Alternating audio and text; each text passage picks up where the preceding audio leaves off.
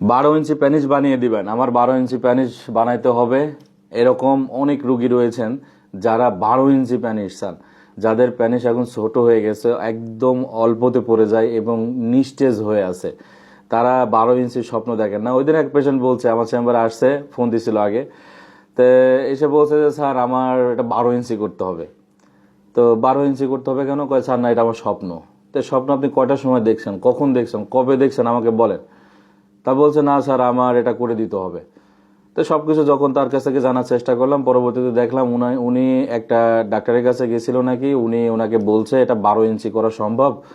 আর ওর কাছ থেকে অনেক টাকা নিয়ে নিয়েছে, সো প্রায় 26,000-28,000 টাকা নিয়ে নিয়েছে। নিয়ে ওর একটু কোনো উপকার করতে পারেনি, বরং আরো পড়ে গেছে, একদম নরম হয়ে গেছে। এখন তো সে বলছে আলাইন ভাই এখন আমি কি করবো বলেন, এই ঘটনা। তার মধ্যে আপনি তো বোকা। 12 ইঞ্চি দিয়ে কি আপনি কোনো মেয়ের সাথে থাকবেন না কোনো পশু পাখির সাথে থাকবেন? কি কথা বুঝেন না তো? বললাম এই 12 ইঞ্চি স্কেলটা নিয়ে ঘোড়ার কাছে মাপ দিবেন, তাহলে আপনি বোকামি করে করছেন। আপনি মানুষ, এই জিনিসটা ভুলে যাচ্ছেন তো আপনি। তো পরবর্তীতে সে বলছে না স্যার ঠিক আছে আপনার কথা। আমি বলছি আপনার হাতে 10 আঙ্গুল থাকবে, 11 আঙ্গুল, 12 আঙ্গুল, এটা ঠিক আছে, কিন্তু আপনি 12 ইঞ্চি যাচ্ছেন, এটা তো অসম্ভব। তো তাকে সবকিছু যখন বলতেছিলাম, তখন সে বারবার একটা কথা বলছিল যে স্যার আমার সময়টা যাতে বাড়ে, আমার সময় কম পাই, এই ছোট পানিতে হচ্ছে না। তাহলে আপনি তো অবিবাহিত, আপনি কেন এটা বলছেন? তা বলতে স্যার আমার একটা মেয়ের সাথে সম্পর্ক আছে, গার্মেন্টসে চাকরি করে, আমি যখন চাই তখনই দেয়। তাহলে সর্বনাশ, আপনি তো খারাপ কাজের ভিতর আছেন, তাহলে তো আপনার ক্ষতি হয়েই যাবে। আর এগুলো করেন না, বাদ দেন। ওনাকে সুন্দর করে বুঝাই, তারপর পাঠালাম ওষুধ টষুধ দিয়ে। উনি ঠিক প্রায় কিছুদিন পরে আমাকে কল দিয়েছে, দিয়ে বলতে স্যার ভালো আছেন? আমি বলছি কি অবস্থা আপনার, 12 ইঞ্চির কি খবর?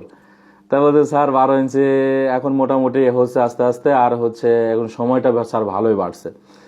তো আমি আবার গেছিলেন ওই মেয়ের কাছে, জি স্যার একটু টেস্ট করতে গেছিলাম স্যার, ওষুধ কেমন কাজ করছে। তো টেস্ট করা যাবে না, যারা যাতে টেস্টের ভিতর আসেন এ যাতে টেস্ট বাদ দেন। একটা মেয়ের সাথে অবৈধ মেলামেশা করলে আপনার শরীরের ক্ষতি হবে, কথা বুঝছেন? বিবাহের পরে করবেন, দেখবেন ওখানে আল্লাহর একটা রহমত আছে। খারাপ মেলামেশা কখনোই ভালো কিছু বয়ে নিয়ে আসে না। যাদের রগগুলো এরকম ভেসে গেছে, ছোট হয়ে গেছে, বাচ্চাদের মতো, সঙ্গম করতে গেলে নরম হয়ে যায়, দ্রুত পড়ে যাচ্ছে, একদমই ধরে রাখতে পারছেন না, নিজের প্রতি নিজে বিরক্ত এবং ক্লান্ত, শরীর এতটাই ক্লান্ত লাগে যে আর আসলে কোনো কিছু ভালো লাগে না, তাদের বলে অবশ্যই সুচিকিৎসা নেবেন। উল্টাপাল্টা জায়গায় যাবেন না, উল্টাপাল্টা জায়গায় গেলে শেষ হয়ে যাবেন। কথা বুঝতে পারছেন? সঠিক বাংলাদেশে সঠিক জায়গাটা বড় অভাব। আপনি যেখানেই যাবেন সেখানে খালি ওয়ান টাইম আর ওয়ান টাইমে সরাসরি, কথা বুঝছেন? বড় বড় ডাক্তাররা ওয়ান টাইম লিখে রুগীর জীবন নষ্ট করে রুগী আমার কাছে আসে, আমার কাছে বহুত প্রুফ আছে। কথা বুঝছেন? ভালো ওষুধ খেতে হবে, যেটা খেলে আপনি পরিপূর্ণভাবে সুস্থ হতে পারবেন, এরকম কিছু খাবেন।